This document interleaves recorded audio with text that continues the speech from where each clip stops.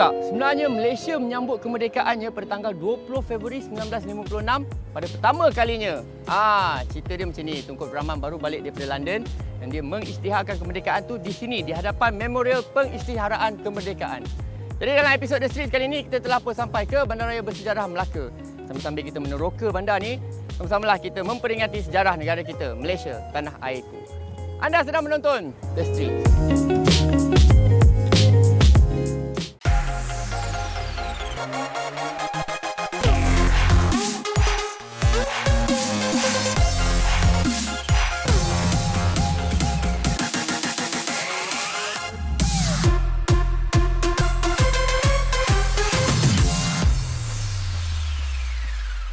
Dengan populasi hampir 900,000 penduduk tahun ini, dari pelbagai suku bangsa, Melayu, Cina, India dan juga keturunan peranakan Baba dan Nyonya, Melaka telah diisytiharkan Bandaraya Bersejarah pada 15 April 1989. Melaka juga merupakan destinasi pilihan utama warga ibu kota yang mencari tempat percutian singkat untuk melarikan diri daripada kesibukan bandar buat seketika. Siapa tak kenal bila dah sampai kat Melaka ni, bangunan-bangunan merah ni semua kan. Ni nama dia Jalan Gereja. Ni semua antara bangunan-bangunan binaan Portugis yang terawal dekat Malaysia ni. Jadi kalau nak bersantai, berjalan-jalan dengan keluarga dan kawan-kawan memang sesuai. Ada museum, ada galeri, ada banyak kedai belakang ni. Fotografi pun cantik kan? Okey, banyak lagi tempat kita nak pergi. Kita teruskan pengembaraan.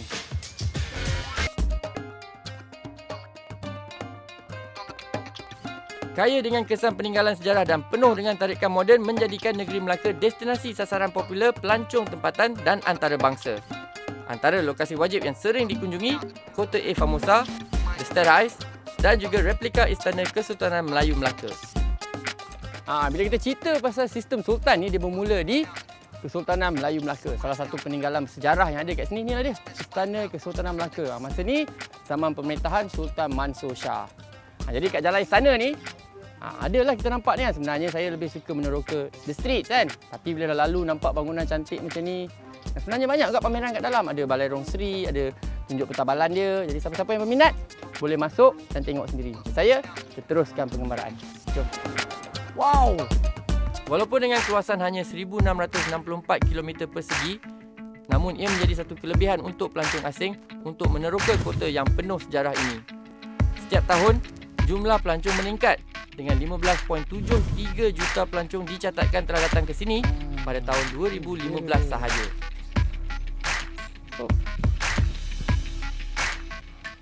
Inilah kita cari ni, jambatan ni lah. Wow, cantiknya kawasan ni kan. Nampak tu. Ada feri lalu, ada banyak butik hotel. Inilah dia dipanggil Gua Mengguan Melaka ataupun itu bahasa Cina, bahasa Melayu dia pintu masuk neraka. Sebenarnya dia titik kecil dia menghubungkan Jalan Jawa daripada sana ke Gua Mengguan. Yang saya cakap tadi, banyak butik hotel yang cantik, nampak tu. Banyak graffiti kat belakang tu. Ada tempat makan. Cantiklah kita santai jalan-jalan ambil gambar kan. Jambatan Kampung Jawa ni bersebelahan dengan Kampung Satu. Kalau nak tahu, jambatan sejauh 20 meter ni merupakan laluan utama Melaka River Cruise. Inilah dia salah satu cara yang lain untuk menikmati pemandangan bandar Melaka.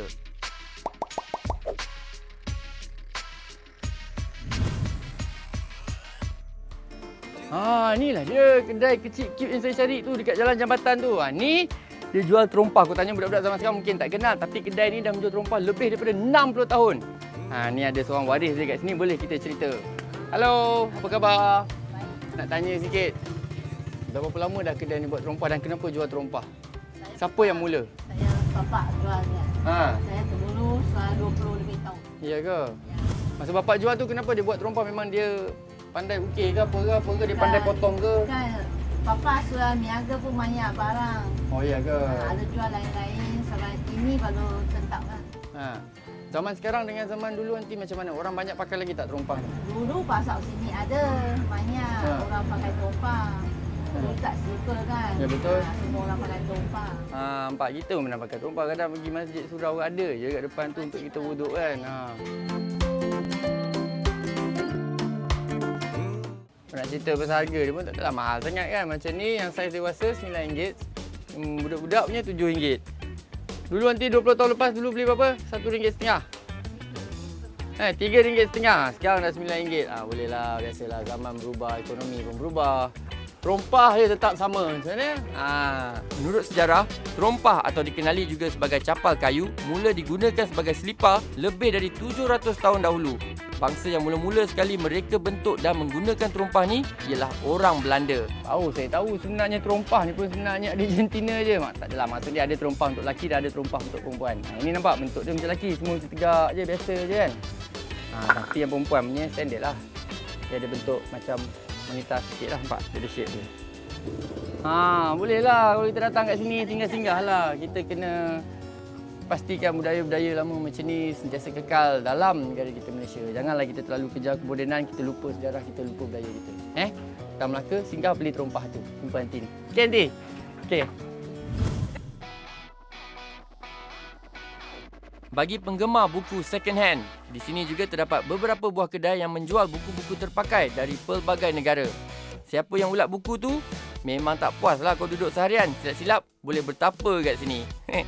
Di kedai ni, bukan sekadar membeli buku terpakai sahaja. Anda juga boleh bawa buku anda sendiri yang dah baca dan trade in di sini.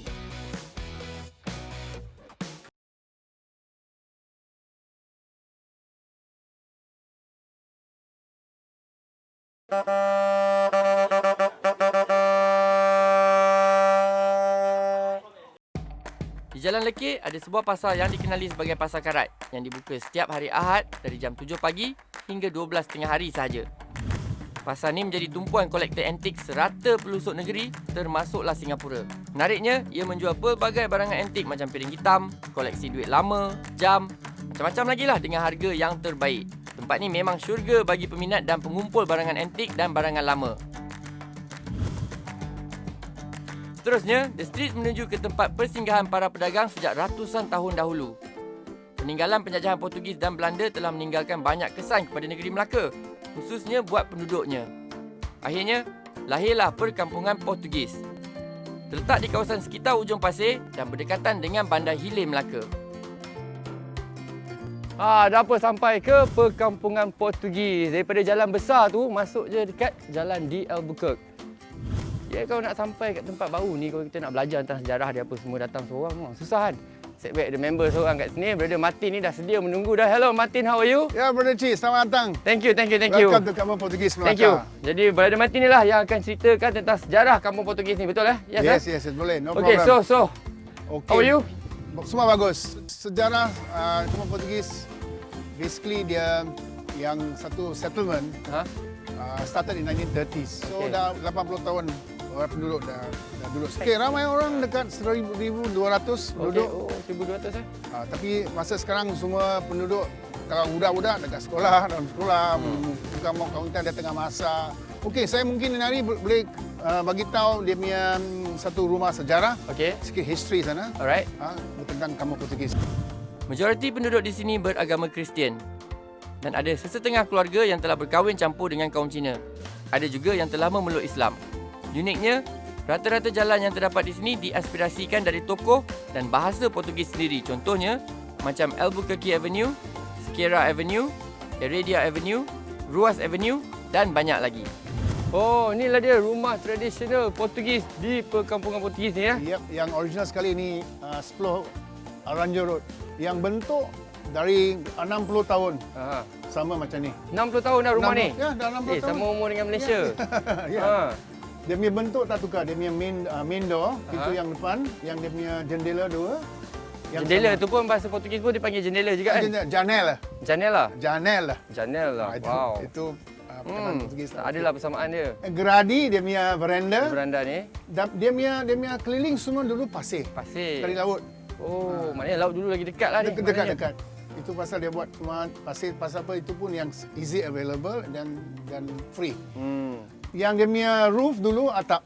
Tapi sekarang untuk maintenance dia dah upgrade lah. Maknanya dulu dekat perkampungan ni semua rumah dia macam ni? Ya, macam ni. Dulu rumah semua macam ni, dia tanah kawasan tutup semua dia terbuka. Open space. So dia punya jiran semua very close contact. Dia boleh cakap bahasa sendiri, very close.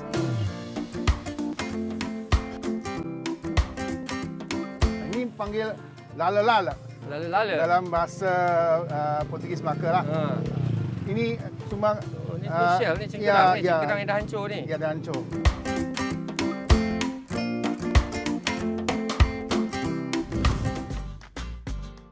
Perkampungan Portugis ni terletak di tepi pantai.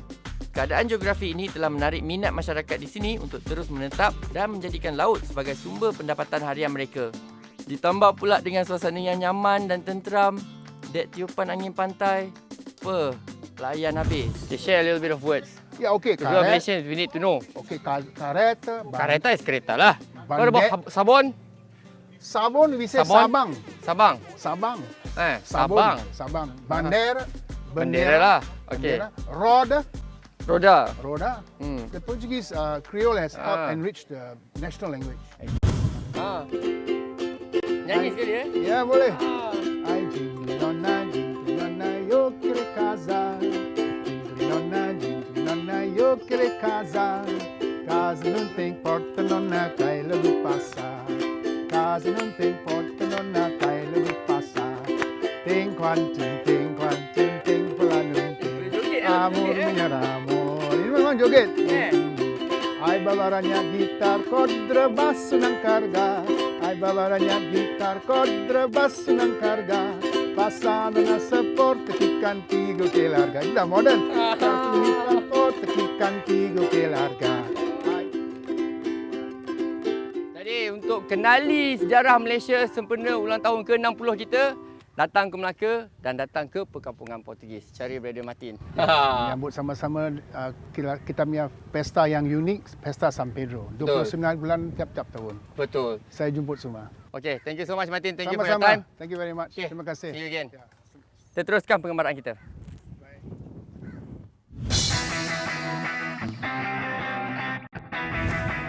Bila sebut je Jonker Walk, siapa yang tak tahu?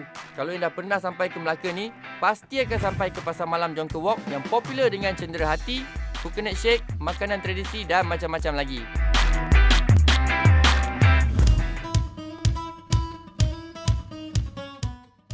Bila siang pula, ia digelar Jonker Street.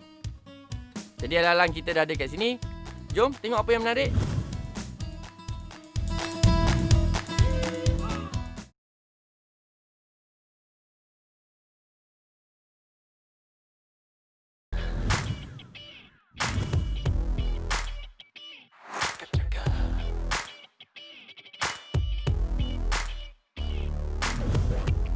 Wow, lama tak jumpa ni permainan rakyat ni, gasing ni nampak. Tapi yang lagi uniknya, Melaka Top Spinning Academy. Learn the art of spinning in just 2 minutes. Wow. Uncle, what's your name? Wong. Uncle Wong. Hey, Uncle Wong, my father's name is also Wong. Ya. Kalau nak tahu, Uncle Wong ni antara peniaga yang ada di Jonker Street ni. Bukan setakat meniaga je tau. Uncle ni siap boleh mengajar cara nak main gasing dengan mudah. Kalau ikut sejarah dia, permainan gasing ni berasal daripada permainan laga telur yang dimainkan oleh kanak-kanak yang asyik memusing dan melaga telur. Jadi timbul idea mengukir kayu dalam bentuk telur dan dipasangkan paksi. Wey, boleh berlubang sangat yang main-main ni. Okay, so ni namanya gasing. Gasing apa ni namanya? Gasing telur. Ni namanya gasing telur. Gasing pangkat tu. Dia zaman-zaman saya budak-budak dulu belum ada iPad, belum ada application nak download game kat phone, apa Angry Bird apa semua kan. Inilah dia, kita main gasing telur. Kalau orang baru datang sini saya mau ajar dia main. Saya ajar dia senangnya tau. Bukan macam di Kelantan main biasa susah tau. Dia mau hantam ni macam cara cakap dua cara saja. Perempuan semua laki-laki saja. Itu senangnya. Lain semua lumubung ni macam susah belajar. Saya dekat 20 tahun dulu. Saya datang sini saya tak kerja. Saya habis kerja. Saya suatu dekat 80 umur. Saya 50 lebih, saya habis kerja, saya tak kerja, saya bawa main-main je lah.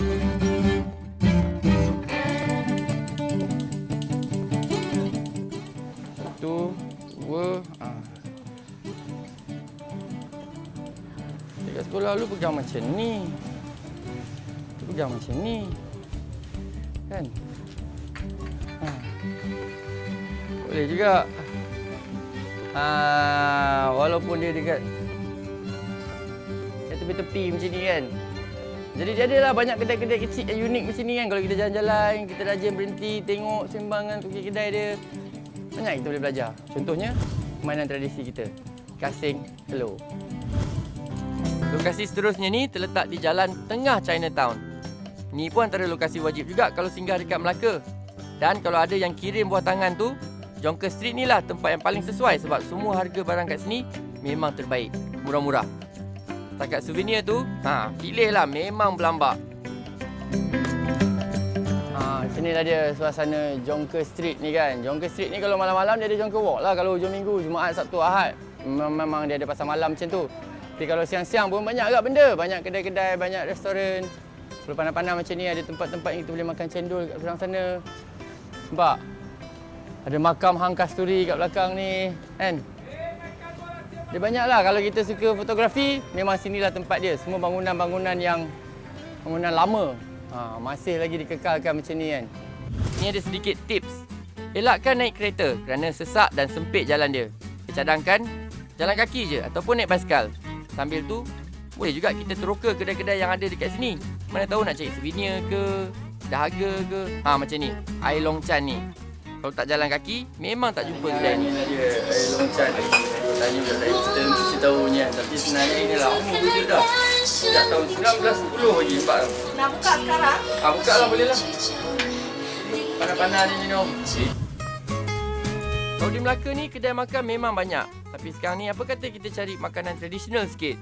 Dan konsep kedai makan kat sini pun style. Macam kedai ni. Mula dibuka sejak awal 90-an lagi. Bukan setakat jual makanan, barangan antik pun ada. Dah penat pusing kota bersejarah ni? Apa lagi? Jomlah kita alas perut.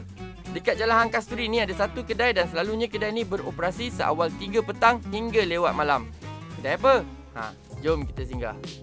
Bila kita dah sampai kat Melaka ni, kita mesti nak try dia punya kuih-kuih tradisional kat sini. Kalau kata orang apa? Buah Melaka, betul tak? Orang sini panggil onde-onde. Antara kedai dia yang popular kat sini, ni dia. Kedai aku dan dia. Kedai aku dan akak.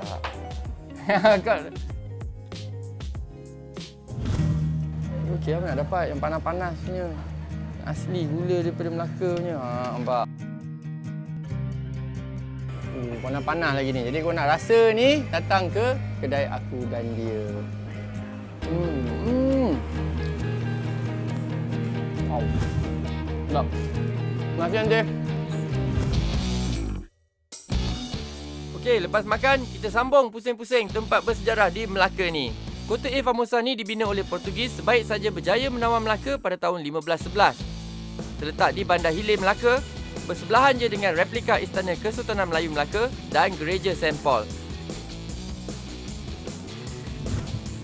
Antara tempat lain yang menarik yang boleh kita pergi ialah Gereja St. Paul.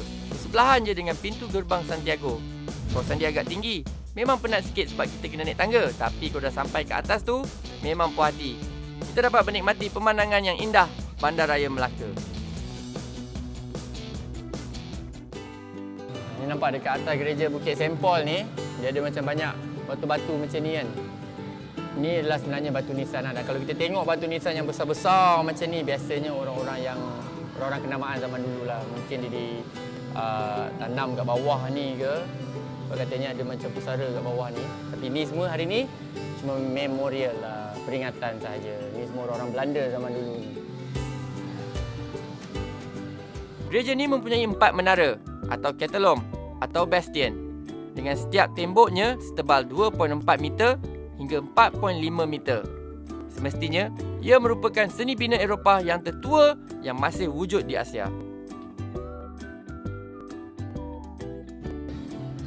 Don't mess with Melaka. Sebenarnya Melaka ni memang best. Kaya dengan sejarah, makanan dia sedap, cantik pemandangan dia. Dan kalau nak tahu, sejarah dia sebenarnya bermula setahun lebih awal daripada negeri-negeri lain di Malaysia sebab dia menyambut kemerdekaan awal setahun. Bagi saya cukup sampai di sini saja. Kalau anda berkesempatan, datanglah melancong ke Bandaraya Bersejarah Melaka. Ingat ni, jangan jadi pelancong, jadilah pengembara. Saya Cik Razali, kita jumpa lagi dalam rancangan The Streets Tanah Airku. Assalamualaikum.